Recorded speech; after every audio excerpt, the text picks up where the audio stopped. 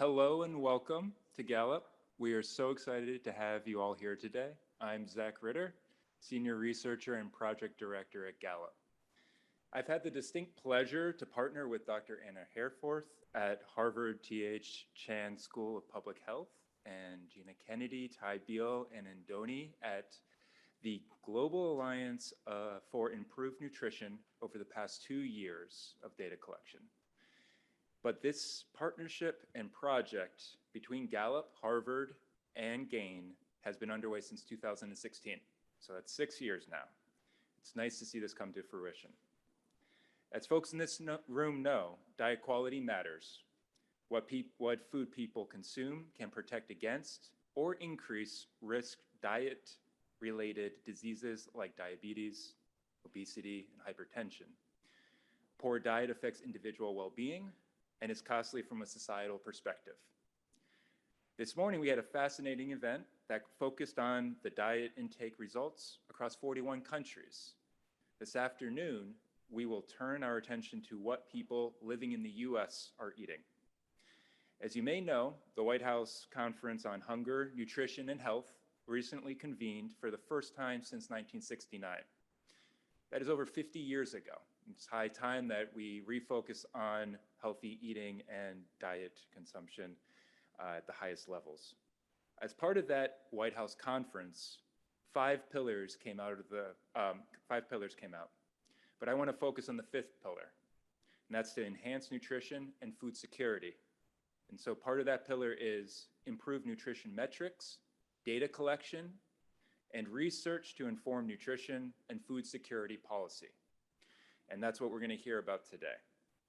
As you will hear, the data are interesting, but for those who have been tracking dietary patterns in the US, the results might not be shocking. As important as the data, the Diet Quality Questionnaire, it offers a low-cost, low-burden, easy-to-implement tool, and it adds that to the toolkit for measuring diet intake.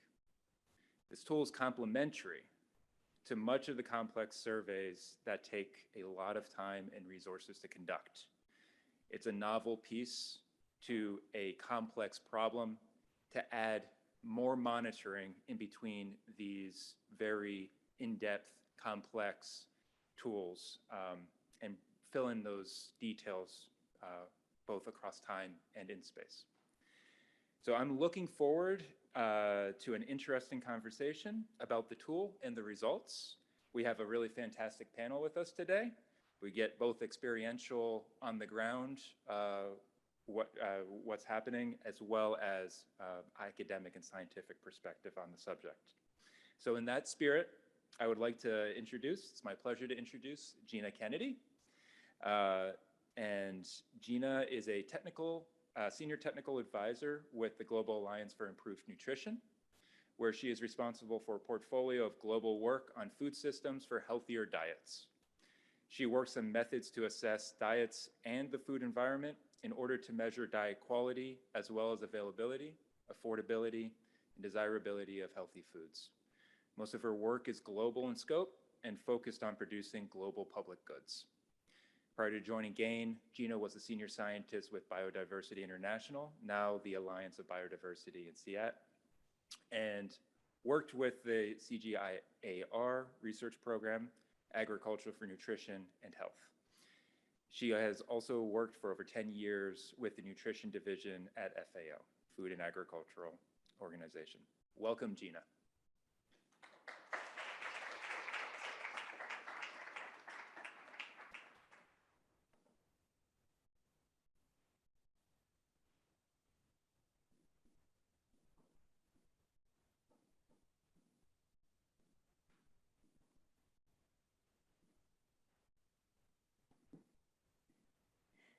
Thanks so much, Zacc, and thanks to the good people at Gallup for giving me a podium to stand on. I have a soapbox. You can see me. Jess has left the room, but she would be jealous. If you guys saw, Jess is about as tall as I am, and it was like difficult for us of shorter stature to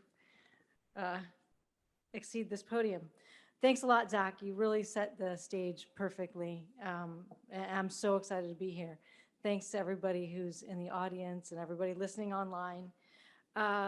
Just as Zacc said, it's really an opportune moment for us who have been working on public health nutrition and diet quality for several reasons, but one of which Zacc has mentioned already, and a lot of our panel speakers will also discuss, and that's that we had a White House convening on hunger, nutrition, and health, first time in 50 years.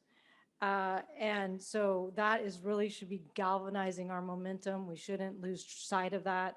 We should keep it, top of mind when we're working on these issues. And that discussion at the White House centered around how to tackle unhealthy diets and low physical activity of Americans. The other thing that I'd just like to point out is last week, I believe it was, there's a new paper that came out in the Lancet Global Health talking about vitamin and mineral deficiencies, micronutrient deficiencies, and they provided new estimates. So the estimates that we had previously were about 2 decades old, and these estimates were for young children and women of reproductive age. And among those two groups, 56% of preschool children and 69% of women of reproductive age suffer one or more micronutrient deficiency of a vitamin or mineral. And that is not limited to only low-income countries. In high-income countries, about 50% are estimated to have at least one micronutrient deficiency. And there was just a webinar, and that webinar said one of the solutions is diet quality. So it's a very opportune moment to seize to start talking about the importance of diet quality.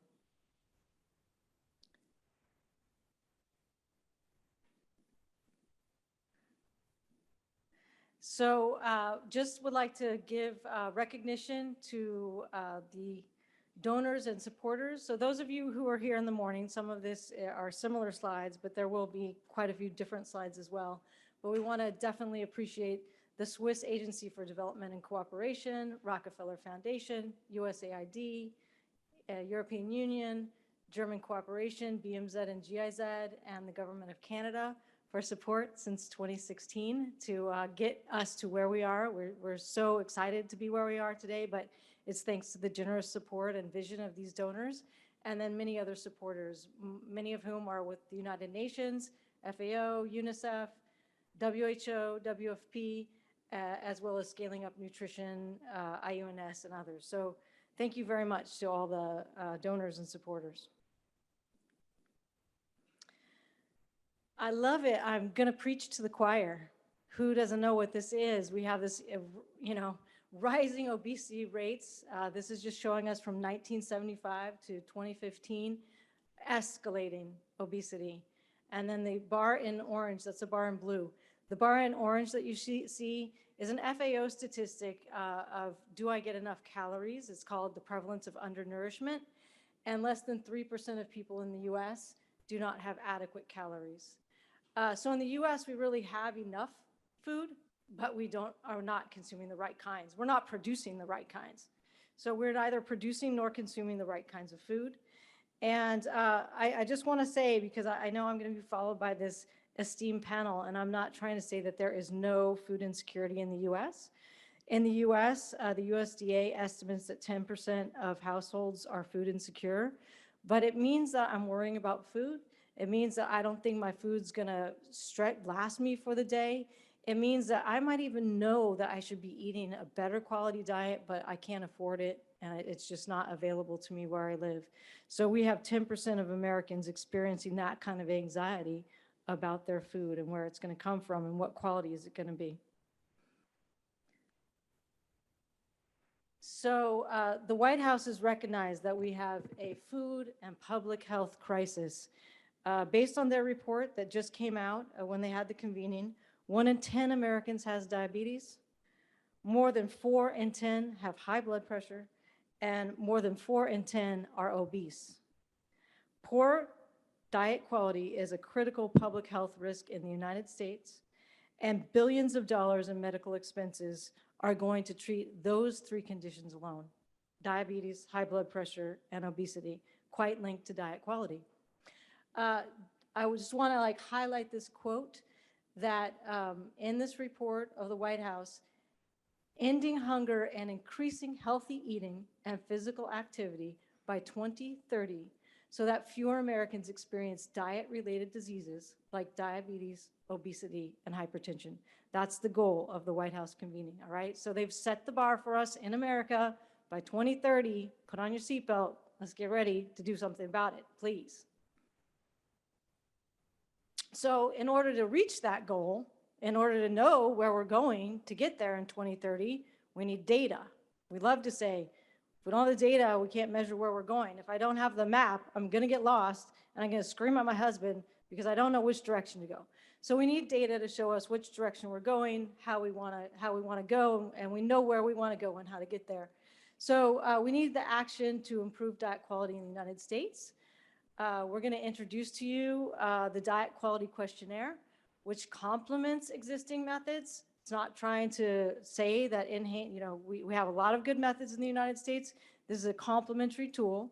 And what's unique about it is that it's quick, it's affordable, it's scalable. As we've seen through the Gallup World Poll, we can put it into surveys and get the data and get it out to users. So the Diet Quality Questionnaire can be used to generate rapid, repeated data. That's another good thing, right? Repeated over time. Julius he was in the morning panel. He collected data every single month for over a year. So it's that rapid, that repeatable. We can do that in the US. Why not?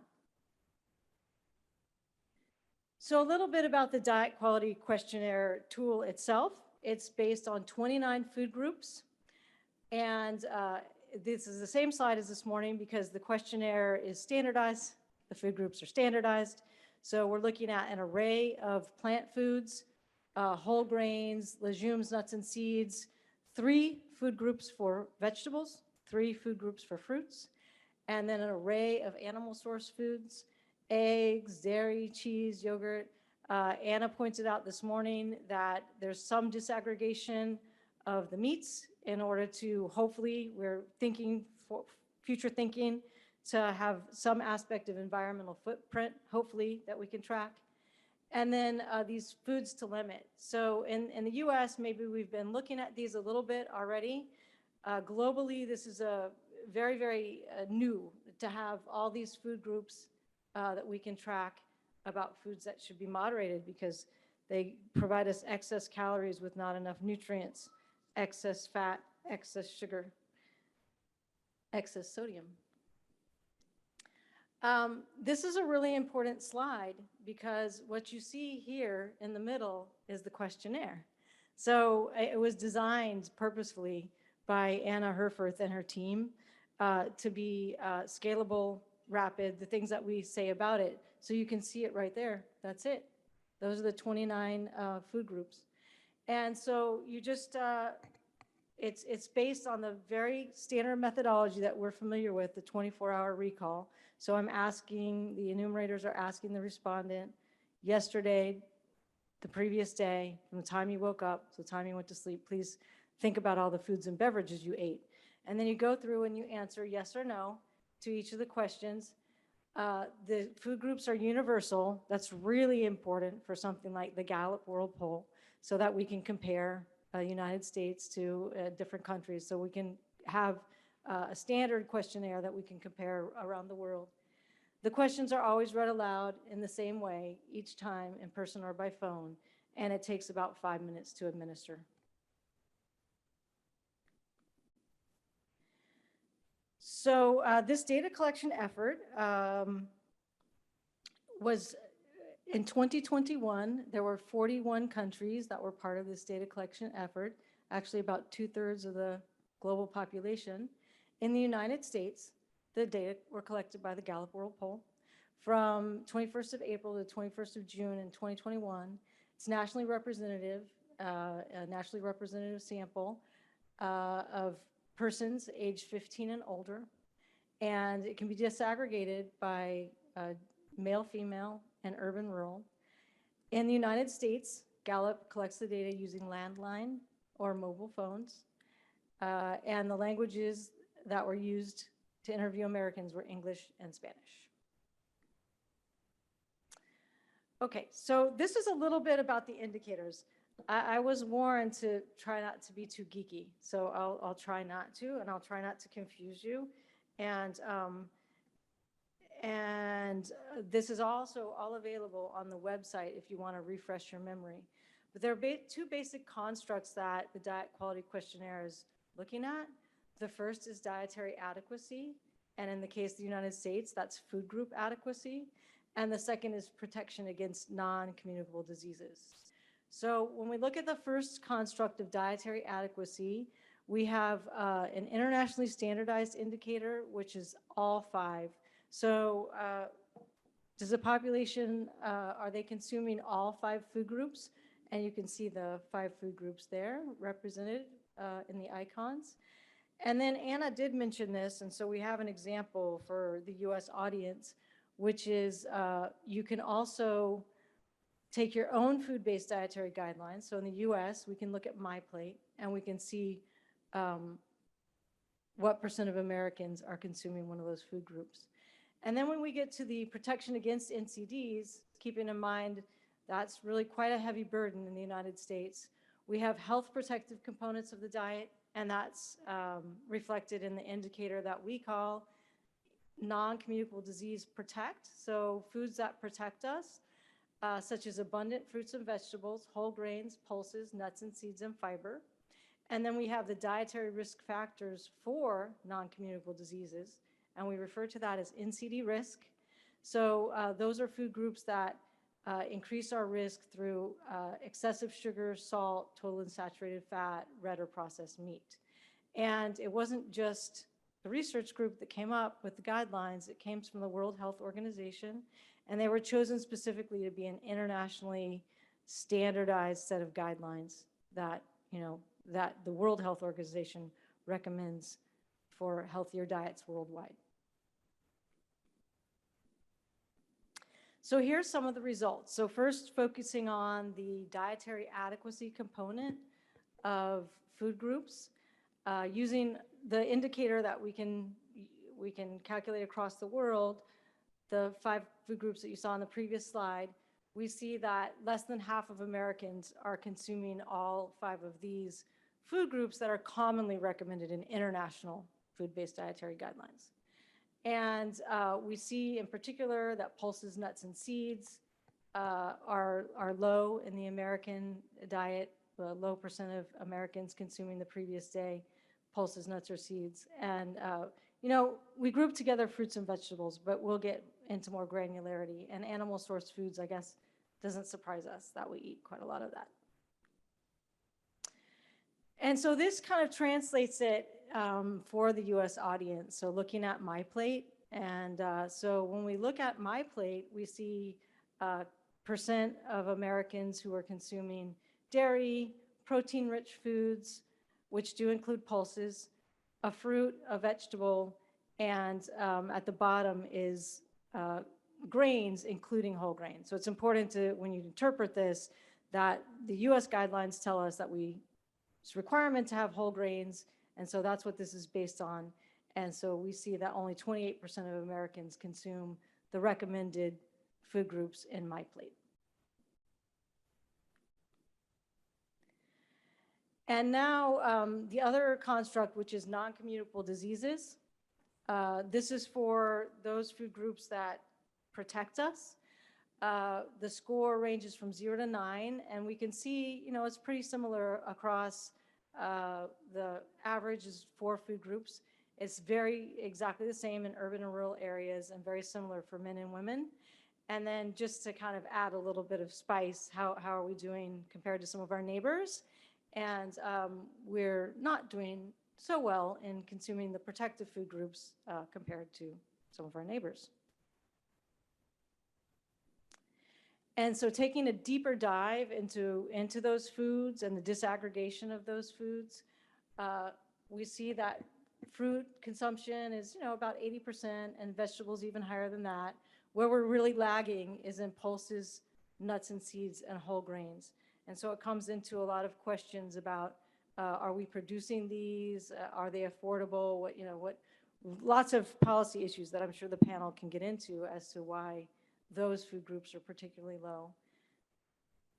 And not so many differences between urban and rural, or men and women. I want to say one more thing about the fruits and vegetables. It looks quite high, and so some people might say, I don't know that we're doing that well. What's really important is to have this rapid, easy to analyze tool. It's not quantitative, okay? So we're not saying that 80% of Americans are meeting the WHO guideline for 400 grams of fruits and vegetables. We're not saying that. This is a lower bar. Did you consume a fruit? Did you consume a vegetable? All right. So if we want to know, did you consume the recommended amount, then we need to kind of dig in deeper, and we need to have additional questions and additional resources. All right. So for non-communicable disease risk, an indicator of food groups associated with the risk of non-communicable disease, important here is like the lower score is better. So we see that the average number of food groups out of the that confer risk to developing non-communicable disease is 3.3. And here's where it gets interesting. Higher in rural areas than in urban areas, and higher, statistically significantly higher in men than in women. And I guess we're not surprised. We're not doing great when we compare ourselves to our neighbors. So a deeper dive into these foods shows us processed meat. I guess it's not going to surprise us. Processed meat is pretty high, and men are consuming more processed meat than women. Salty snacks, instant noodles, fast food, keeping in mind that this is for international global comparison. In some countries, the instant noodles is really on the increase. About 40% of Americans consuming, and so on and so forth. So the soft drink bar is really interesting, and one of our panel members pointed this out to us. Yeah, we kind of knew that soft drink is maybe decreasing in the US. It's a little bit surprising. Okay, that's good. That's a success story. Fewer Americans than maybe we previously are consuming soft drinks. Again, like big difference between urban and rural and men and women. But they said, hey, how about you look into some other things like consumption of sweet coffee and sweet tea? We have all these new things that we maybe didn't have. Oh, when you look at that, it goes up to 71% of Americans consuming a sweet coffee drink, sweet tea, fruit drink, plus soda, energy drink. So that's like a good pointer, and luckily the Diet Quality Questionnaire has those disaggregated food groups, so we can say, oh, thanks for that tip, important for the American audience. So this is looking at just a comparison, and the reason why I'm showing this slide is that the United States is different than a lot of other countries. So it's again, like, hey, it's like very interesting to look at the American data, but it's also interesting to compare with other countries. Our data showed that in rural areas, the NCD risk food groups are higher than in urban areas, and that's quite different. I mean, all of these non-communicable disease-related food groups are quite common in urban cities around the world. But in the United States, they're infiltrating also into our rural areas, and they're consuming even more. So, in summary, many people in the United States do not consume diets that meet dietary recommendations. Less than half of Americans are consuming whole grains or pulses. Almost 2/3 consume sweet foods. Nearly half consume processed meats, and more than 1/3 consume soft drinks. And thank you for the tip. When we add sugared coffees, sugared teas, I don't need to mention any companies, we get up to 71%. And consumption of food groups that confer risk for NCD is higher among rural populations in the US, which is different than the pattern globally. So what should we do? I started off saying it, and I'll end saying it. Take advantage of the 2022 White House Conference on Hunger, Nutrition, and Health. Galvanize these commitments. Tell people you made these commitments to improve healthy eating and physical activity and lower diabetes, obesity, high blood pressure by 2030. How about a system that actually helps us monitor how we're doing. Are we keeping on track? How are we doing with that? So this type of rapid tool could serve to track trends over time and guide these continued efforts in the US over the coming years.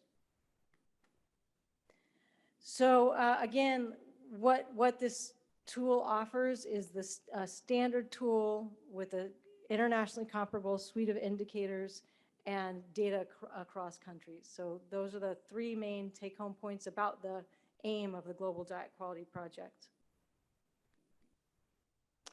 And please go to the website.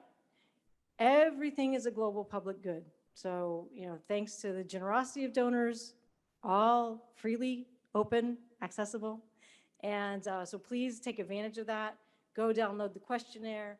Please read the Global Diet Quality Report. There's there's briefs by country. So if you need to do a comparison of different countries, you can find a country brief that explains this data, and it's all free. Thanks.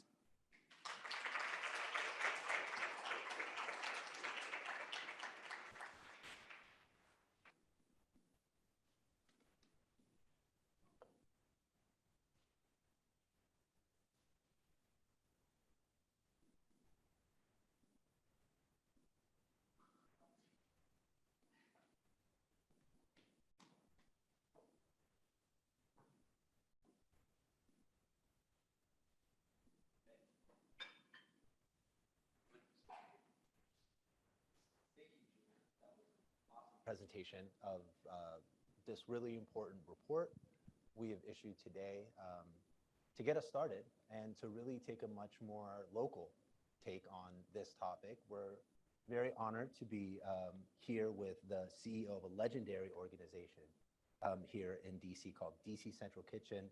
Mike Curtin, you are the CEO and, as you refer to yourself, righteous entrepreneur. I'm going to ask you about that in a minute, but before, why does DC Central Kitchen care about surveys about diet quality? Sure. Well, thanks, Mom. It's fantastic to be here representing DC Central Kitchen as a righteous entrepreneur. We talk about that.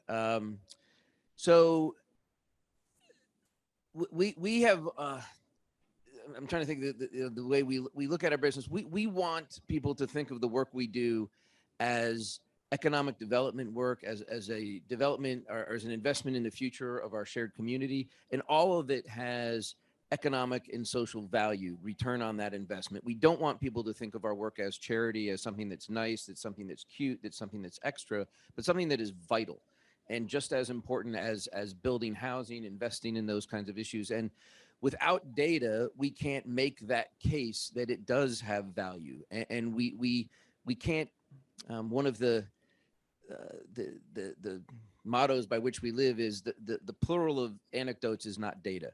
And we can tell great stories as nonprofits. We're really good at that. Stories are very important, but we need to have data to back up what we do and then to show the changes that we can make. So we have to have that starting point, that level ground, and data like this helps us create that accessible data like that helps us create that wider understanding. I want to ask you, Mike, about the challenges you guys face in enabling people to access consuming healthy diets. What are the challenges you all as an organization see out there? Sure. So the short answer, and maybe, I hope it doesn't sound pithy or too controversial, but it is, I'd say, systemic racism and generational oppression and economic exclusion. The inequities that we see in our community, we see right here in the capital of the United States of America, is almost unbelievable and mind-blowing to think this could exist. And we have to recognize that these are systemic issues that have been with us since this country started. And just real quickly, a couple data points that show that here in our own city is, the tale of two cities, east of the Anacostia River, west of the Anacostia River. There in east of the Anacostia River, your life expectancy is close to 25 years less than if you live west of the Anacostia River at certain points in Northwest, just a couple miles up from here.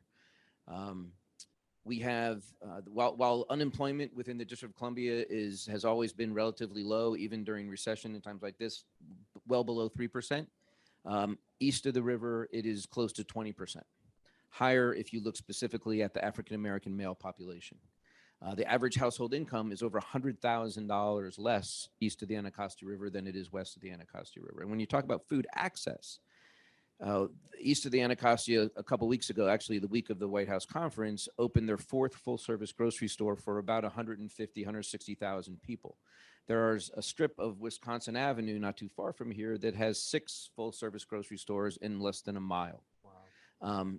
So one grocery store for every 5,000 people, where east of the river, it's over 150,000. And then you can go deeper, and we look at DC has some of the highest diet-related diseases in children. We have the highest food insecurity rate for seniors in the country. We have the greatest racial disparity in terms of employment in this city, in the country, here in Washington. And 36% of the residents of this city are food insecure. The capital of the United States of America, over a third of the people in this city do not know where their next meal is coming from at some time during the month. So all of these things combined sort of create this, an example of what we're seeing in these surveys. But all of we're seeing, I think the survey would say things like, even though we're surveying people that have access to good food, that have the incomes to eat good food, they still don't do it. We all don't make good choices, clearly.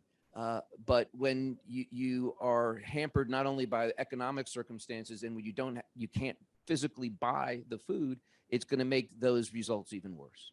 That's a great point, and I'll get into that with our next panel here, that this idea of living arguably in the richest country in the world and what that means for our data quality versus food scarcity. But I want to take it back to you guys and what you do. One of the things I loved on your website is you're essentially, that saying, give a man a fish, you feed him for a day, teach a man to fish, et cetera. You guys are essentially teaching people how to cook a fish.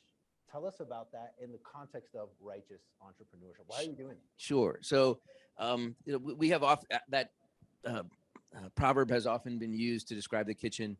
But a very wise Jesuit once said, I happened to go to Gonzaga right down the road from here. And this Father McKenna once said, when a group of people were arguing about the virtues of giving a fish as opposed to teaching a fish, and Father said, well, what if all the fishermen at the time, are unemployed?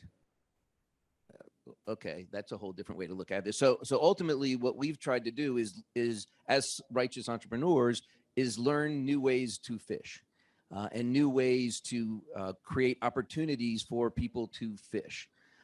And so we've gotten out of the calorie business or the food sustenance business and tried to be very much in the nutrition business. And that's with the meals and other social enterprises that we have across our portfolio.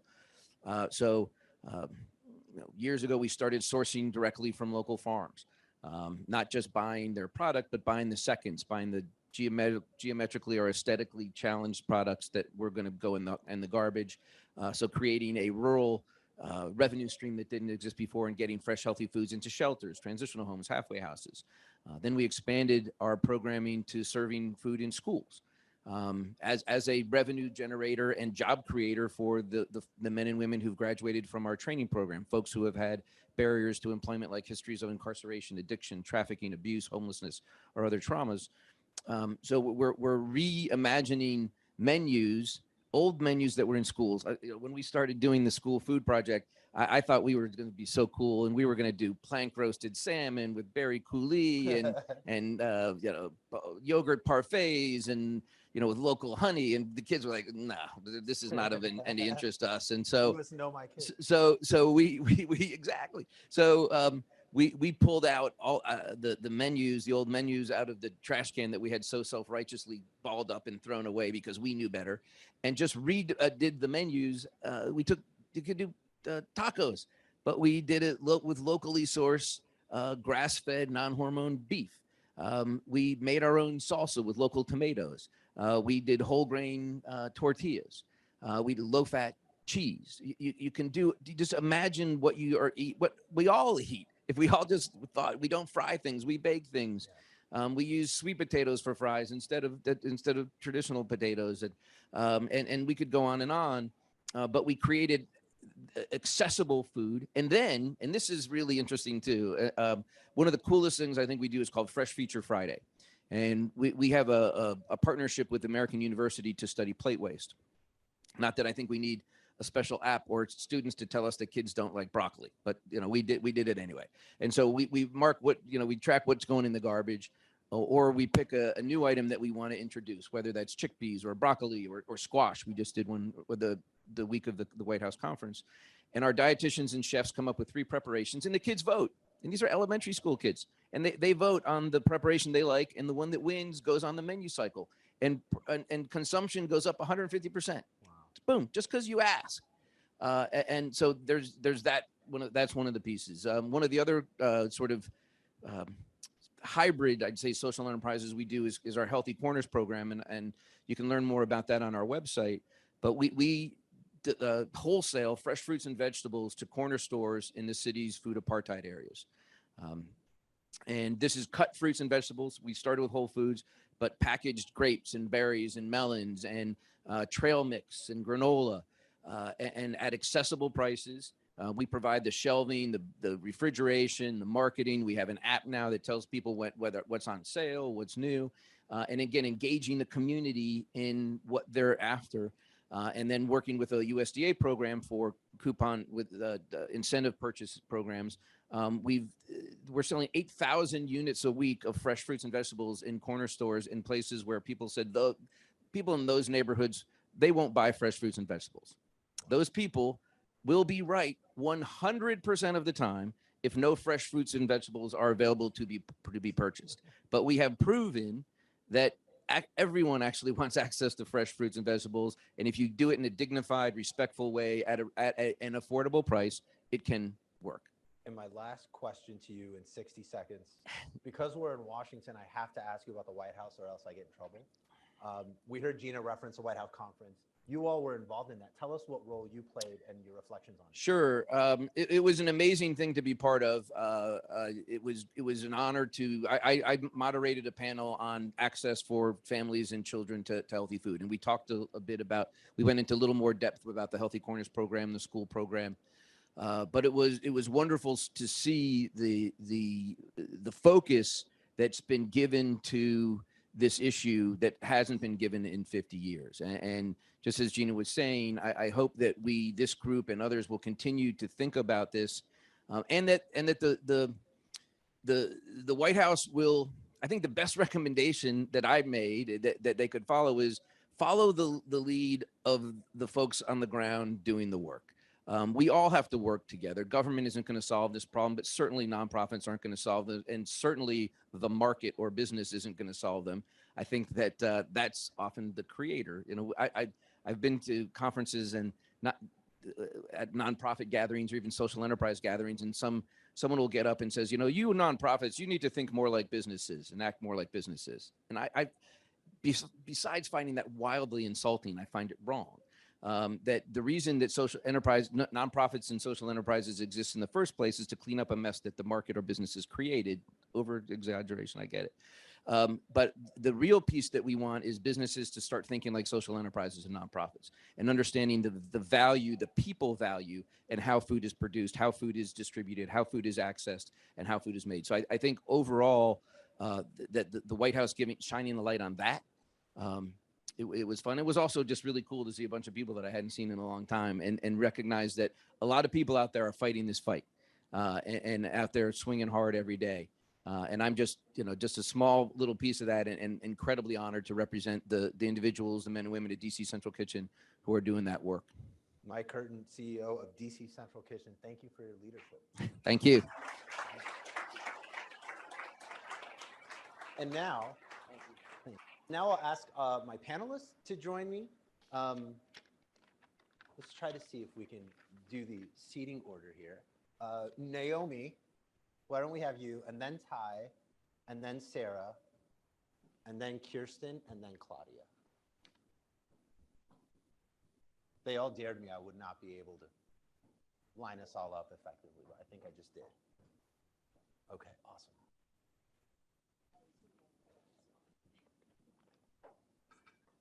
Okay. Naomi Fukagawa is director of USDA ARS Beltsville Human Nutrition Research Center. Kirsten Herrick is program director of National Cancer Institute at NIH. Beal is research advisor at GAIN. Sara Farley is VP of the Global Food Initiative at the Rockefeller Foundation. Claudia Malloy is the senior director of advocacy for the Center for Science in Public Interest. My panelists, thank you all for being with us and welcome. Naomi, I want to start with you. You live in a world that is rich with data and decisions. I know NHANES is a really important resource for the policymaking community. How does those data compare to the DQQ and the data we saw today? Well, thank you very much. And I'd like to congratulate the DQQ team for excellent work. And people hear me? Yes. Am I pressing the right button? Okay. I did want to say that I think it's a very important tool that is complementary to what's done for What We Eat in America as part of the NHANES survey. And I think that the advantages are the fact that it is not working. I am pushing the button. Oh, don't push it. Educable, maybe trainable. But so where was I? So let's just start from so- the beginning. So NHANES is a really important data set. This is a new data set. How do they kind of work together, live together in your world? Well, I think in our world, it could be quite complementary. And that's because of what you have talked about, and I congratulate the team for the excellent work that they've done, is the speed and rapidity with which you could obtain data. There are differences with respect to the depth of the data that's there, but I think it could be highly complementary to what we do. And NHANES is the broad nutrition and health survey. We in the Agricultural Research Service take care of the What We Eat in America part of survey, which is the dietary side of that. But I see the potential that data matters, and I'm glad everyone is emphasizing the importance of data. And our role is really to present to the public and to different users what we consider high quality data. And that's where I get into the question of what do we mean by quality? Because we talked about diet quality, I'm talking about quality in data. And I think that's where it becomes important, and we can't do it all. So therefore, it's extremely important for all of us to partner in a way that we do present and collect important information that can be shared with the multitudes of groups and to be used wisely for the health of people and the planet. Ty, I want to ask you, you've been intimately involved in the analysis of these data. We're here to really focus on the United States. I won't steal your thunder and say what surprised me, but what surprised you when you looked at the US data compared to some other comparable countries across the world?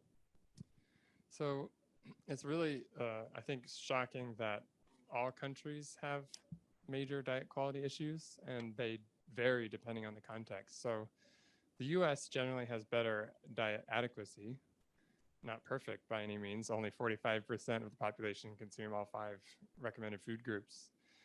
But we really struggle on the non-communicable disease risk.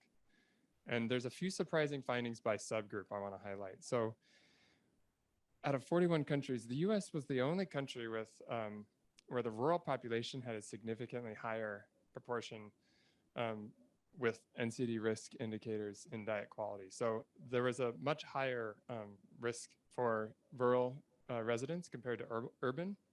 That was not the case in any other country. The other fascinating factor is that higher education in the US is actually associated with lower NCD risk. So that's contrary to most of the other countries in the data set. In general, when you have higher wealth, you have higher education in these countries, you see an increase in healthy, protective foods, but also in these higher risk foods. And we actually saw that there was a reduction in that. So I think there is something about the sort of the educated in the U.S. that are making some choices, have better access in some ways to make choices to not be consuming these unhealthy foods. It was fascinating to me to see the data compared across the world, and a lot of the presumptions you'd make about high-income countries wouldn't conclude, the data doesn't show what you would think it would show, and the US was a really great example of that. Sara, how does the ability to track these indicators really support the aim of moving toward a more equitable US food system?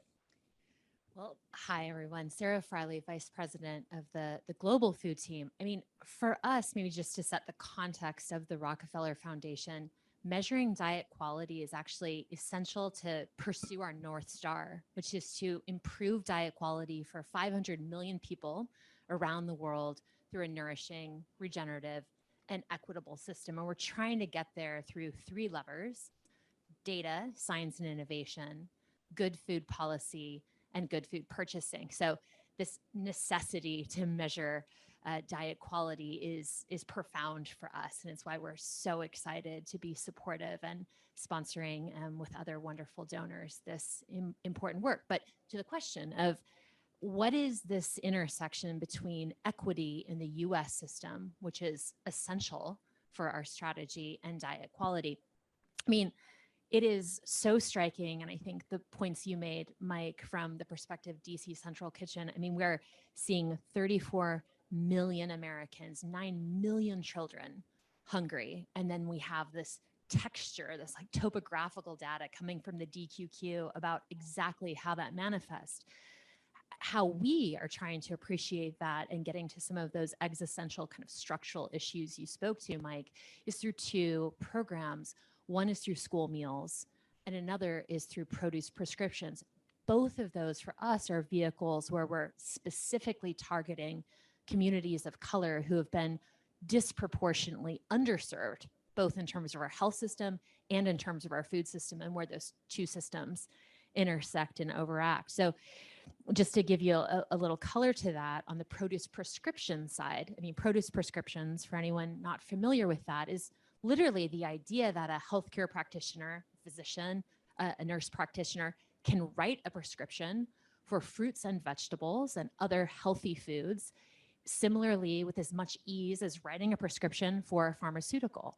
And if you take a condition like diabetes, where we know the powerful link to diet, we're seeing on average, the preliminary studies are showing that this is a vast cost savings compared to the average cost of a lifetime of drugs for A1C, in particular with the diabetes example. In fact, at the White House conference, we just announced our intent to mobilize $250 million on food as medicine.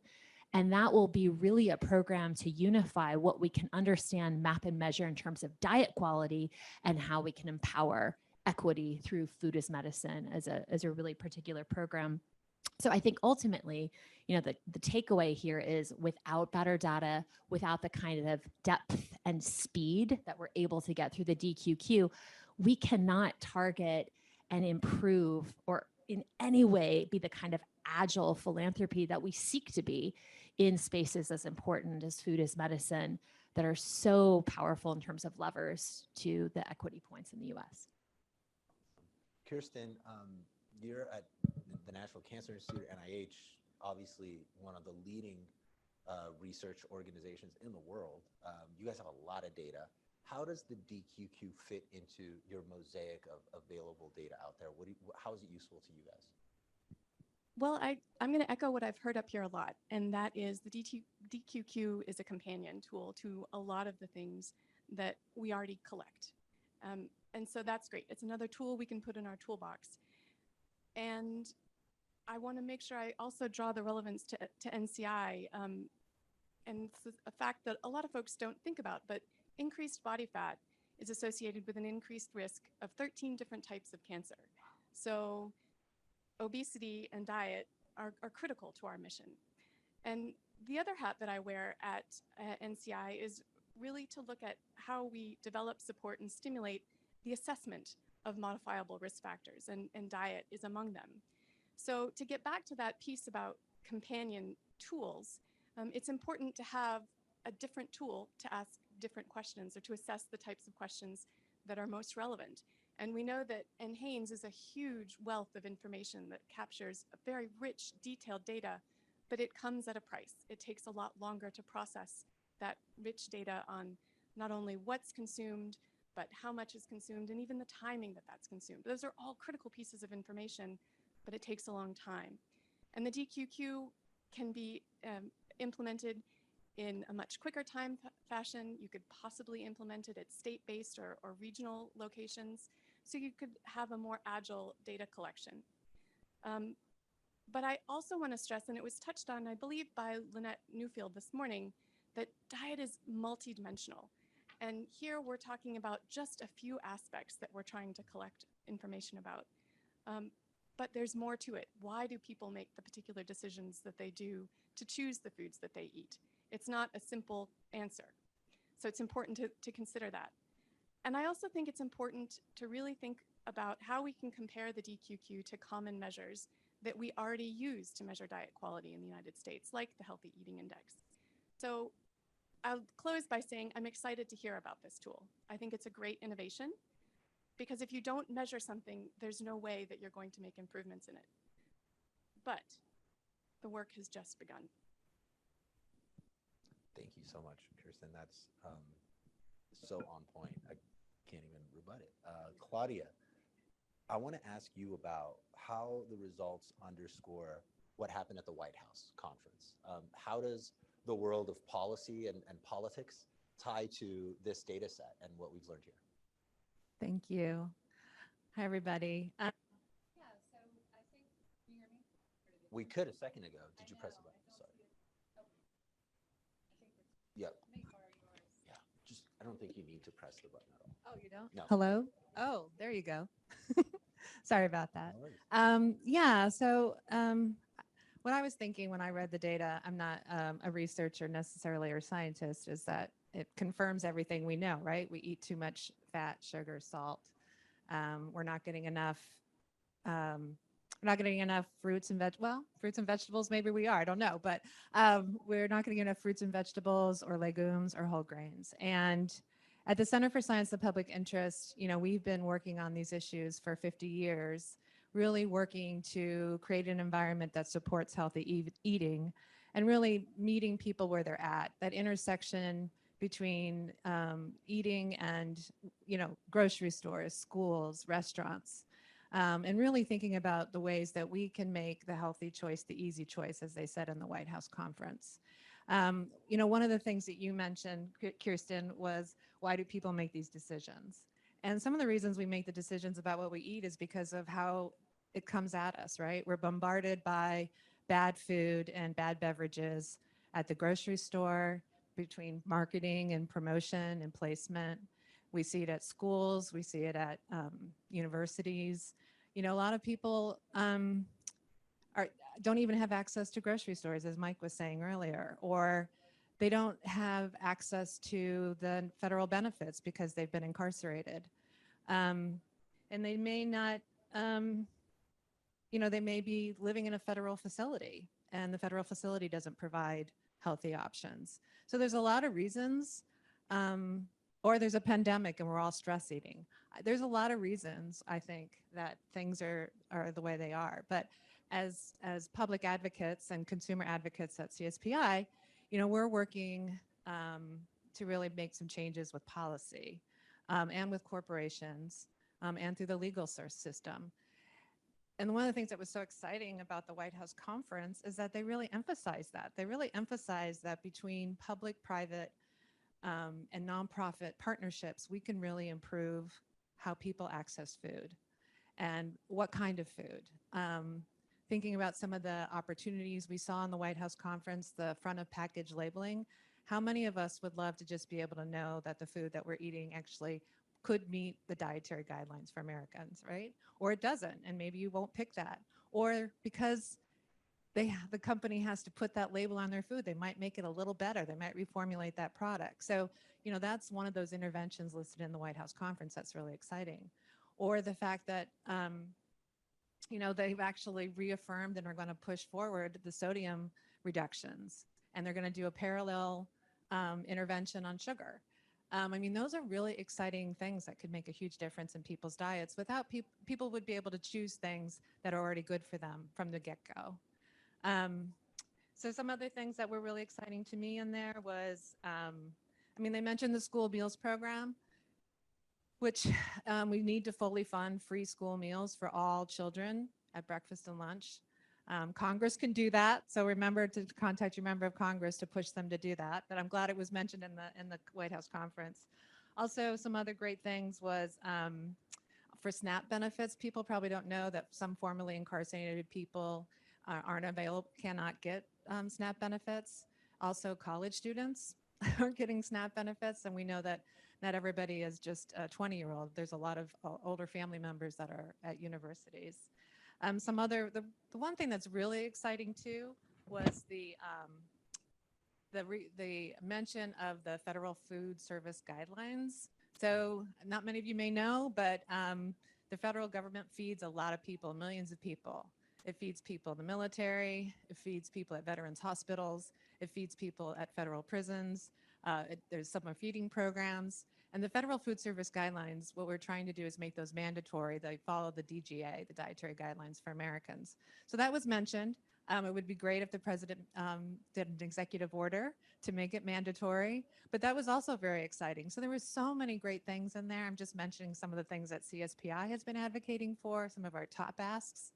And then, of course, the other exciting thing was the $8 billion that we saw in commitments from corporations, philanthropy, and other partners.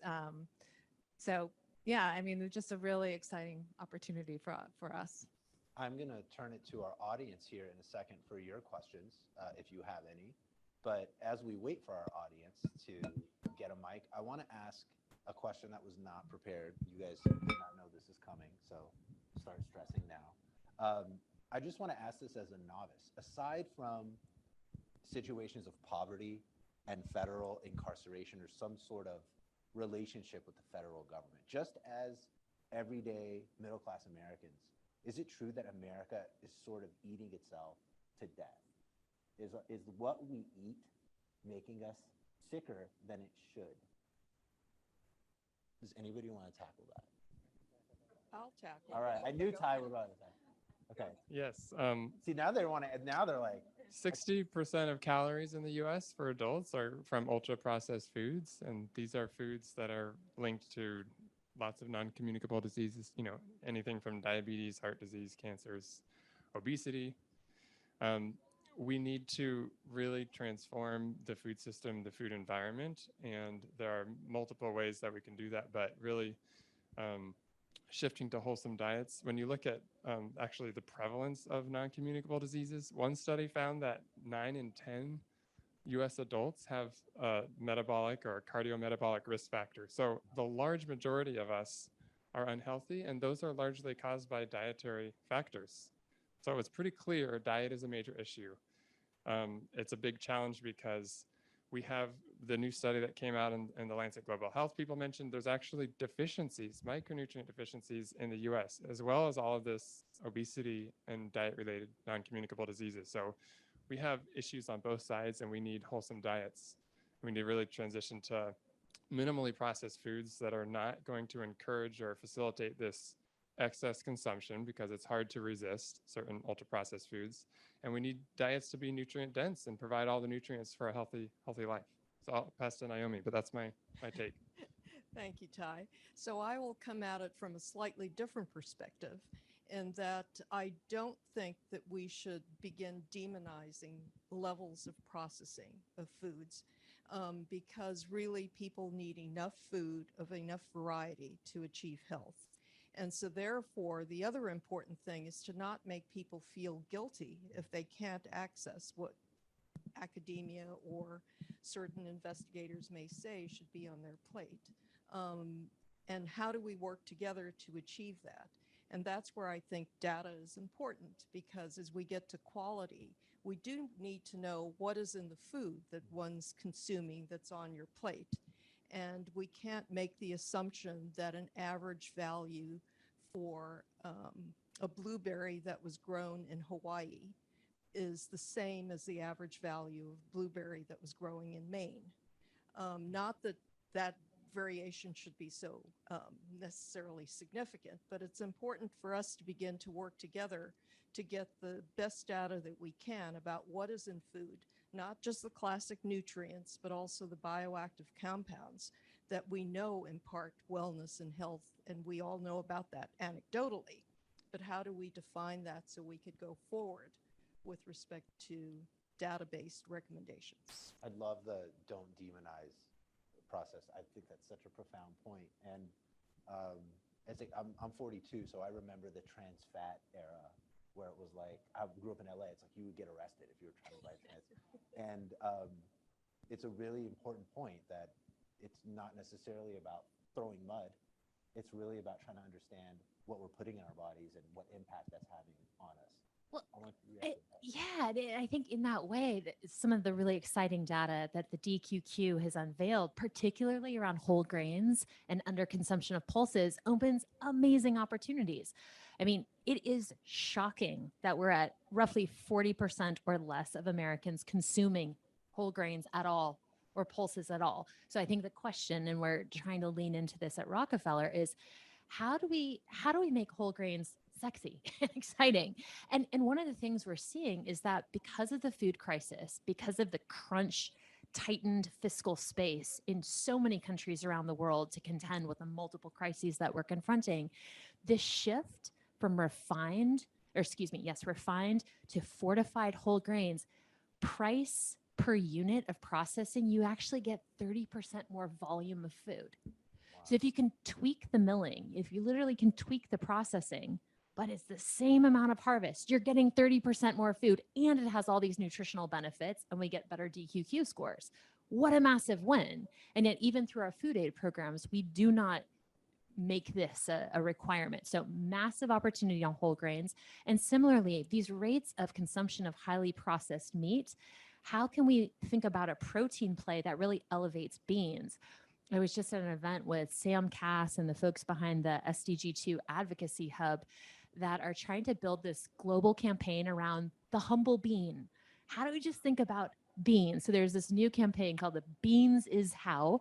And the idea is every culture around the world has a connection to one type of bean. It's a very culturally relevant food in so many cuisines, but it's really been left to the sidelines as we're seeing in the United States. So how do we create incentives going all the way back to the farm level, subsidies, et cetera, that bring a protein-rich food like beans into the mainstream? I'm gonna have to rewind this video because those are two of the coolest bean lines I've ever heard anywhere. That was awesome. And it's so true about the indigenous food. Like, I'm originally from Egypt. Any Egyptian will tell you fava beans is the food of Egypt. And it's often neglected, and it's a great source of protein. And like, just from my own anecdotal experience, what you said just totally hit the nail on the head. And it's nitrogen fixing, so it's an environmental play too. There you go. Are we eating ourselves to death? The National Institute of Health.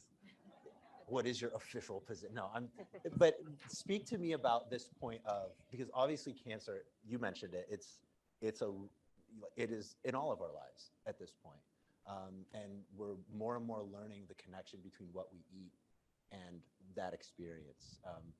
How critical is it for America to really think about what it's eating, quality-wise, not amount-wise? I think it's a very important question, and I think all of us would attest to that. That's why we're here.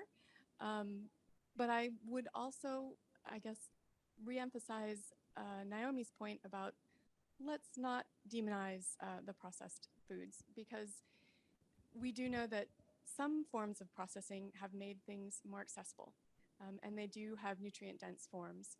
And there's some data coming out for the youngest Americans that demonstrate that actually ultra-processed foods tend to be a good source of iron for this group.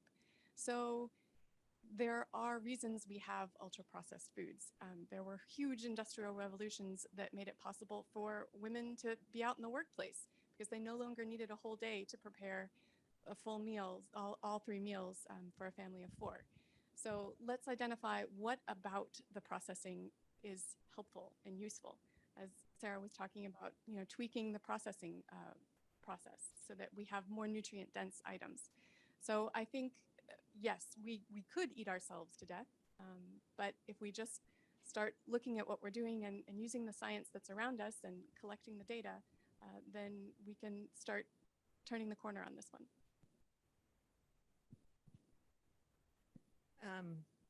I guess I would add that I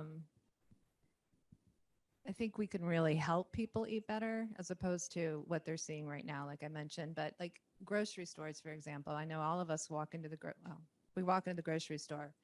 We see soda at the front door. We see soda at the end of the aisles. We see Cheetos at the end of the aisles. And grocery stores could, and some are experimenting with this, really keeping those items in those aisles. So keeping the soda and the soft drinks in one aisle, keeping the junk foods, I'm not talking about processed foods, just like the chips and other things in one aisle, and really putting in healthy options when you're checking out. I mean, that's an intervention that we can do to really support people to eat better. Because we know there's that feeling that when you're in the checkout line and there's the candy bar or there's the soda and you want to give yourself a treat because it's like, oh my God, I can't believe I finally made it to the grocery store. So I mean, there are ways that we can really support people. At restaurants, we're finding that we're working with chain restaurants to take soda off the menu for kids' menus and have low-fat milk and water. We're finding that we are passing policies. We passed a policy in Prince George's County just last year where restaurants will have to offer one option that will meet dietary guidelines for America, so a whole meal. Those are interventions that we can do to really help support people. And again, increasing fruits and vegetables, USDA is very much in support of that.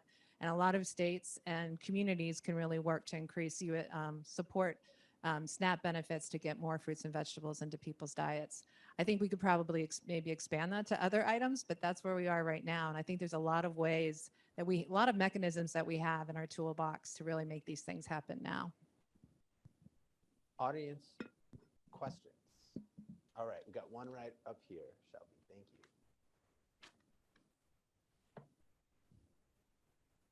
Right up here. Thanks. Hi, thank you for this. I'm Allison Carpin. I work at the University of Delaware now. I was formerly with the Food Trust and worked with many of you all going back many years. My question is about ramen.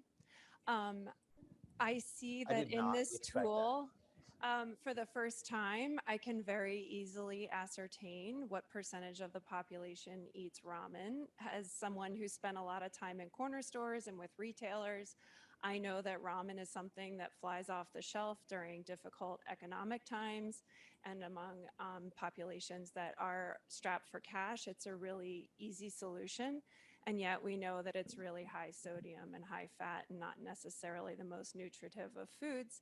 However, our NHANES makes it very difficult to ascertain what ramen consumption or cup of noodles consumption is. And I'm just wondering if there's any chance that NHANES would consider some of the ways that the questions are asked and being able to help decipher what ramen consumption is looking like in the US.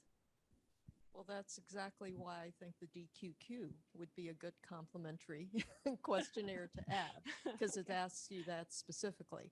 And I will admit that my son grew up with ramen as mom's famous noodle soup, because he never quite knew. He's good every time. And do it. So I think that, you know, a lot of it is the fact that you also have to work with what's culturally sensitive in terms of choices. And I think moderation is what's important. So you shouldn't have that 7 days a week necessarily. And obviously, if you have ramen and you add vegetables and another source of protein, you know, it could potentially be balanced. So it's a matter of how and again, this is something where I don't think we should demonize it in a sense, except to know that if you have too much of one thing, it's not necessarily going to help you in terms of your health consequences or health risks. Other comments on ramen? Or that point? I really love this not to demonize concept, because I think it is a very empowering and powerful way to look at this. It's not about finding the bad guys and listing them out. It's really about just having more education about what we're putting into our body and what that's doing to us. Other questions? Any other food groups? Yes, in the Thank back. you so much. Nice to see you all. Thank you for this great event. My name is Peg Willingham. I'm with Save the Children, but I'm actually asking this question as someone who lives in Washington, D.C. It's about the politics of this really important information, and that information and data are not the same as persuading the people who make these decisions. And that when the Obama administration wanted to improve school nutrition guidelines, there were states that said, Michelle Obama can't tell us what our kids are going to eat. And there was just anti-scientific, anti-nutrition politics around food.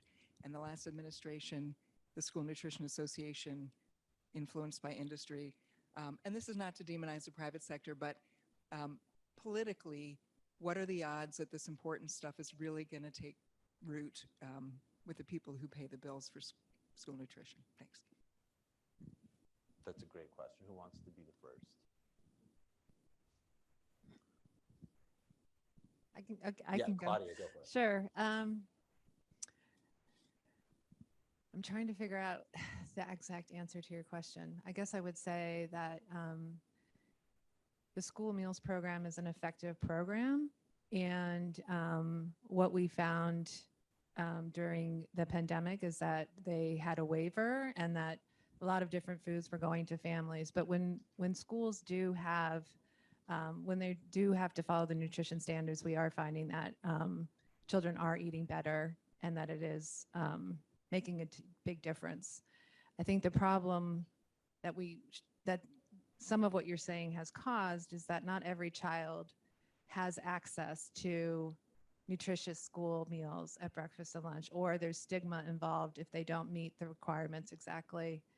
And that's why it's really, really important that we fully fund free meals for all kids at breakfast and lunch. It makes a huge difference to their learning. It makes a huge difference for the future. And yeah, so I think that that's one of the things that I would really emphasize from your question. Maybe just to build on it, because I mean, I hear you asking how intractable the political economy dynamics are that hold the current system in place. And I don't feel equipped to put odds on that question, but I will say in our own assessment of like, where are the levers where, despite however the political pendulum swings, one can advance this agenda. And I'll point to a really exciting institution called the Center for Good Food Purchasing, run by a woman named Paula Daniels. And they're targeting procurement directors at municipal school systems. And they effectively conduct audits when one chooses, this is not forced by any stretch, it began with LA Unified, so the largest school system in the United States. They submit their receipts for school system lunch or full meal programs, and they're audited against 5 dimensions: nutrition, environment, local economy, human rights, and others. And then these scores are not made public, but the school and the procurement director can decide where they want to turn up the dial. Just LA School Unified, which serves 600,000 kids a day, through this program was able to see that their nutrition score was really low. And when they traced it back to figure out where, antibiotic fueled chicken was one of the big reasons. At the time, Tyson's didn't have a line of antibiotic free chicken.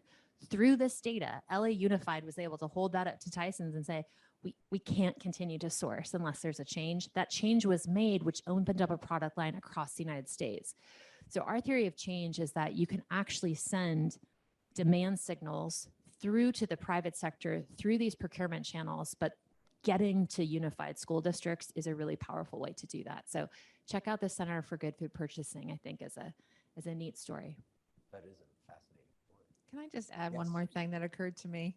So I was looking at the data that we were shown with and it was during 2021, right? The data. Yes. And I was looking at the low amount of the whole grains and other things. And I was just thinking in my head during the pandemic, a lot of families were getting free breakfast, lunch, dinner that was being produced by our school systems, right? So they were the ones who were actually getting the food to our families in a lot of places. And I was just wondering, because that they were waived from doing the nutrition guidelines, did that impact people's diets for just that 1 year?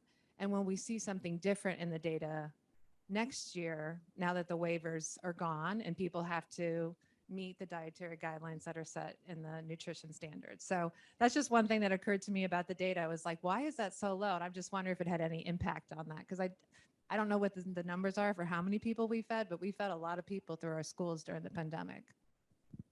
So I will wear my pediatrician's hat and say our future is really with the children. And what we have to teach them is where their food comes from, how it's produced, and potentially what their plate should look like. That will then allow us to achieve a well population in general. And so that's not necessarily a policy, but it's something that we all can do. And I think our future hope is really in the younger generations, because they've done a great job, for example, in sensitizing people to trash or waste, and have gotten their parents to recycle. And I think if they can move us in that manner, they can also move us with respect to wise choices on our plate, provided it's available and affordable. Ty, you are the only one who's not made a comment on this question. Are you avoiding it? I'm not a policy expert. I think we need to make, I think, Sarah, your point was great. We need to make these foods that are underconsumed appealing, desirable. We need them to be convenient, affordable, accessible. All of those things are important. So these are pulses, beans, peas, lentils. These are nuts and seeds, whole grains, and forms of whole grains that are not in these really highly palatable forms, but are nourishing forms. I think there's ways to make these foods appealing, desirable, affordable, and that's what we have to pursue, because even if we make changes to access and people can access a range of foods, if there are competing foods that are hard to resist, it's always going to be a challenge. I think we just need to make the food environment, transform it to be more wholesome in general. So all of these foods are not, ultra processed foods are not to never consume. They're not evil. It's just that shifting to have these be more of a treat, a secondary part of the diet, and having the whole diet made up of, more wholesome diets.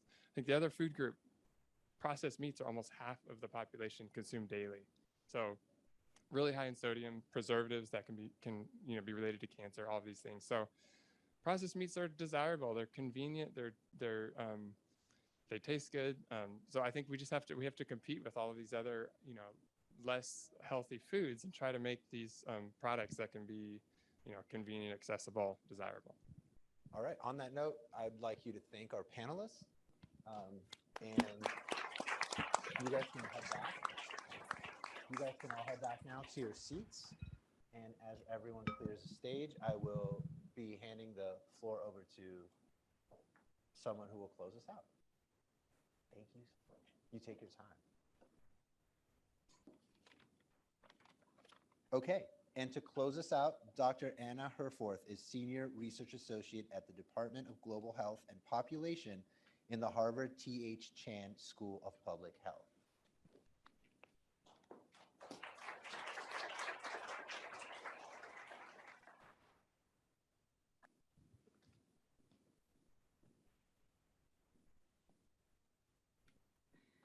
Oh, thanks to the panelists. That was really great. Hearing all those perspectives, exactly, why we invited all of you from diverse groups to be here. Very enlightening to hear your thoughts. And thanks to everyone who came today and for the questions from the audience. I just wanted to reflect on sort of initially my impression when, working on the Global Diet Quality Project was sort of, the US data is not going to be that interesting. We already have a lot of data in the US, more than any other country. But I think that, what we've seen here and what we hear from the panelists is that it's, first of all, a tool that allows us to collect data quickly, understand data in different ways than the data that's already existing. It's consistent, but a different tool in the toolbox, as one of the panelists said. And I think having the global comparison also is really helpful, because what's striking to see is the level of inadequate diets in America, one of the richest countries in the world. We should be doing much better. And we should be doing better not just by telling people to eat by the dietary guidelines for Americans. In many cases, it's either not possible for people to access healthy foods, or it's not easy. And so, pinning the responsibility on individuals to transform their own diets is sort of asking people to go against the grain, really quite literally. In the US, having so many structures and subsidies to make calories, especially empty calories, so abundant and so cheap that by comparison, healthy diets are more expensive, more time consuming, sometimes completely inaccessible. And I think it came up in the panel, we need to make healthy foods more accessible, more affordable, but also have healthy kinds of processing that reduce time. We need convenience foods that are healthy and not just not just unhealthy convenience foods. Convenience shouldn't be a bad word. We should embrace that. And so processing that makes things healthy, but not going to the level of ultra processing that takes out the healthy parts of the foods. So distinguishing between those two levels of processing and improving convenience, but not diminishing the healthfulness of foods. And we really just, I think also as Claudia emphasized, we need to make the healthy choice the easy choice for everybody to end food apartheid. And part of ending food apartheid, in addition to looking at food environments, is understanding what's going on, disparities by race, ethnicity, gender, income, region, states. So the DQQ we really designed so that it can be used by different organizations, not only Gallup, not only a national survey, but it's downloadable. It's a 5-minute tool. So you can, organizations can use this to look at the situation in populations where they work. We could look at data differences by state. So taking a big step forward on that with something that's culturally competent and rapid, and being able to take a pulse on what are those various issues that are most pressing in different communities. So I want to end by thanking the fantastic panel and our speaker from DC Central Kitchen, and of course Gina for the really great presentation, and our donors and collaborators for making this project possible, in particular the Rockefeller Foundation for specifically supporting the data collection in the United States. It's, as Gina emphasized in her talk, all of this work is global public goods, and a lot of our donors are limited in terms of only being able to finance work in low and middle income countries. And I think that what we've seen here is from the US data, the wealth of a country is not freedom from malnutrition. It's not freedom from poor diets. Quite the contrary. So diet risks change and transform with national income, but the data that we have shows they don't disappear. We need diet quality data globally in high income countries, as well as in low and middle income countries. So thanks to the collaboration, this great collaboration between Gallup and GAIN alongside us at Harvard to make this global data collection in all countries of all income levels an imminent reality. Thank you.